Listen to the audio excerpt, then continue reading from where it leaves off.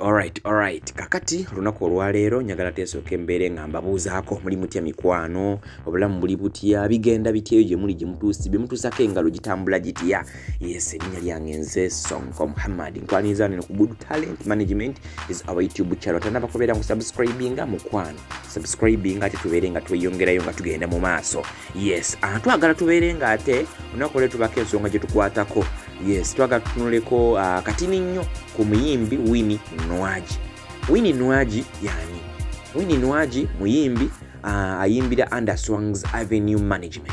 Winnie Nwaji azenga ayimba ennyimba ezenjawulo muzimanyi bulungi nyo azenga ayimba twamutandika kumanyira ku nyimba nga Zimusawo, azenga ayimba nyimba rimba ne Free Boy. Kakati sawa kakati ino limbo olupya watade oyitibwa Sasi Kunyama. Winnie Nwaji ayimba ennyimba mu bika ebyenjawulo. Oba kitegera muganda wange neki ekimwawula ku bayimbi abalala Winnie Nwaji bwe mutunuulira mu ndabika ye, mu bikolwa bye, mu nnyimba ye, mu nfaanana ye, mu ngeri ebirowoozo bye, ebikolwa we n'ebirala bingi nnyo ddala. Winnie Nwaji muyimbi yalikoko mawulire gye muvuddeko emabegako. Ono freestyle muganda wange ayambala engoye zonna ez'ebika ebyenjawulo. Bwe kaba kampi akakusabulira n'ogamba bannange Winnie Nwaji atabadde atya. Bwagamba nti kwambala aggumire ayambala ddala naggumira era omusanga ku mukolo gw'okwanjula ng'akooka n'ogamba no si ono gwe nalabye mu kaki, si ono gwe nalabye mu kampi. So Winnie Nwaji ekyo nakyo kyongera okubeera nga kimufuula ow'enjawulo kubanga lwa abayimbi abayimba music wa bandi nga tojja kumusanga ayambadde kantu kampi. For example kati konko Stasha Mayanja essaawa ya kakati tosobola kusanga Stasha Mayanja nga ayambadde olugoye olumpi.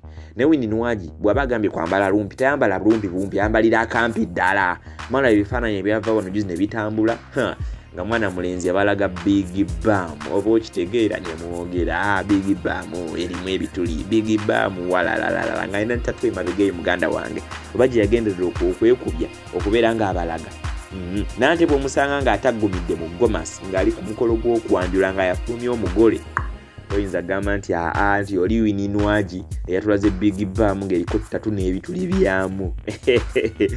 Kakati Winnie Nwaji munnange muyimbi ekimufuula ow'enjawulo nga bw'olaba mu video buno bwengenze nkulaga oba bwengenda mu maaso n'okubeera nga nkulaga. Winnie Nwaji ono muganda wange ayimba ennyimba ez'enjawulo nga bwe nkunnyonnyodde ali Under Swangs Avenue era mu Swangs Avenue eno amazeeyo okumala time ewerako.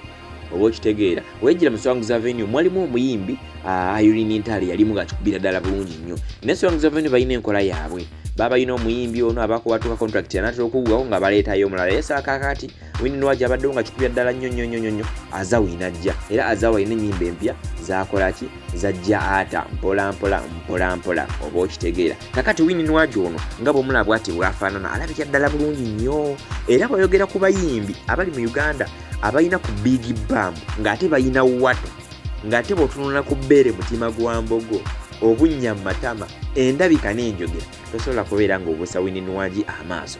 Ono ayinayo omwana omunze gwe mmanyi simanyi oba waliyo n'abalala Winnie Nwaji ono naye ate si mukyala mufumbo.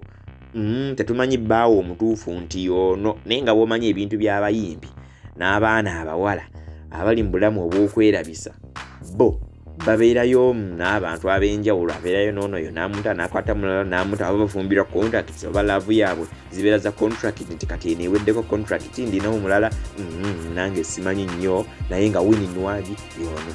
Winnie Nwaji ono alina kulyana bw'aba ng'agambye kulwana asabulira ddala akuba talinga nga biki akubira ddala nga kugina emigere gye twalabye Vinka ng'asabula omwagizi bwe yamaze obeera ng'amukwata ku ssumbuusa ye. Neno Winnie Nwaji akubira ddala gye buvuddeko emabegako gye yali abeera entinda waliwo omu ku house girl we yavaayo ng'alumiza Winnie Nwaji ono okumukwata n'amusabula n'amukompola oba okitegeera era byatambula amawulire ng'onagamba mizibwa yankubye biki n'ebirala bwe bityo. Ono bw'okuba kunywanywera ddala buli kyakunywa ky'omanya kikozeseza ddala nnyo kalibe sada asabulira ddala nnyo era omukozi ono yavaayo ng'alumiza Winnie Nwaji okuba nti akozesa ebiragalalagala ebyenjawulo nga bino bye byamuviiriddeko n'okulaba nti byamutabudde obwongo ng'ali ne bakyalibe olwo n'alyoka amusakata n'amukuba n'abeera ate ng'akola ki n'abeera nga amulumya. So Winnie Nwaji ono alina ebintu ebyenjawulo ebimufuula ow'enjawulo ku bayimbi banne abalala ku bayimbi banne bali nabo mu kibiina kyekimu ekya Swangs Avenue ku bayimbi abali mu ggwanga Uganda Winnie Nwaji ono gw'olaba era ye bw'agamba nti kati vibe enkubidde wano kati kujjamu ngo yazijjamu ne ku ebifaananyi nabeera nga bibaweereza.